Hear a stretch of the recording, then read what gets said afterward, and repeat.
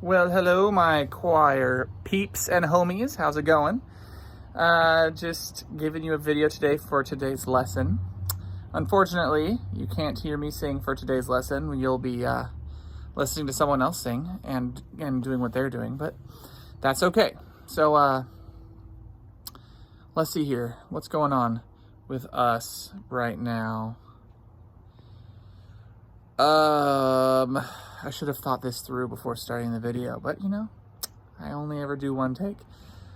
Let's see here. This is what happened. Okay, so you guys know that I like to play games, which is why I've been out recommending games to you guys. And yesterday I watched this video on YouTube that was talking about types of games that you can play. Obviously, right now we're all stuck at home, at least for the time being. And it was talking about some games that are called print and play. So a print and play is a game that can be for multiple people, but the games that they were talking about were solitaire games, solitaire, print and play. So there's a website called boardgamegeek.com, and there's a print and plays section, and you can just basically look through all these different games. They're completely free. You download them, print them off, and it's just a whole encompass game with rules and the game, and you can play it by yourself or with other people, depending on which game you choose. And it's just like, boom, in my life, there's hundreds of new games that I can play. It's very exciting. Very exciting. I probably spent an hour printing things off. You might think, wow, you printed off a lot of games. No, not really. Didn't print off a whole bunch. I think I printed off 4 games, but my printer was so slow. It was excruciatingly slow. And at one point I had to change a printer cartridge in the middle. It just took forever. It was, you know, fairly frustrating. Let's see. What else is going on? I can't think of it in my... I'm working, and I am doing musical things, and I'm talking to you guys, and so that's pretty fun. So, today in your assignment, you're going to be watching about a 20-minute video. This video will be short because the other one you have to watch about 20 minutes long, and it's vocal exercises. And so what I want you to do is I want you to think about all the things that we did last week. That would be posture and breathing and breath control and support and all of those things that we did last week.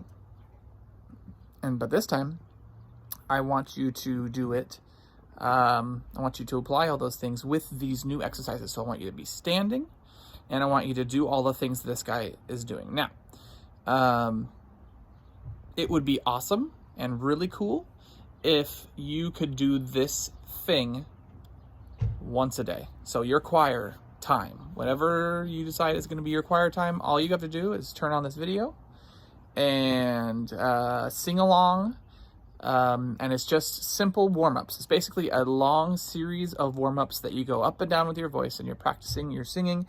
And it's just a way for us to keep things going. It's not nearly as cool or interesting as singing an actual song, but it's just it's like exercises, like body exercises. When you go on your first jog and you jog a mile and you're dead. I've been there. And then 2 days later you jog again, and you jog a mile and you're dead, but not quite as much. It's just like one of those things where you do an exercise and over time it gets easier, and not only easier, it gets better.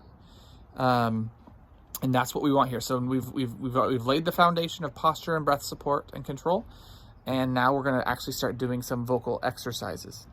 So yeah, if you can do it, every weekday starting Friday, I'm going to also put in a questionnaire that goes along with this assignment. Remember in that post, I don't know if you saw it, but I put a post saying that we're going to start taking attendance. So between this Friday and next Friday, you have to take the questionnaire. That's how I know whether or not you're participating in choir. That's how I take attendance. So you're going to watch this video, which you're already doing. It's almost over. And then you're watching the singing video, and you're going to sing along with it, and you're going to do your exercises. And then fill out the questionnaire. And that's it. It should be fairly straightforward. Yeah, I think that's it. So the game I'm going to recommend for this week is called King's Corner. It's not one of those print and play that I talked about earlier. That's just something that's exciting for me. Maybe next week I will share one with you that I think is awesome.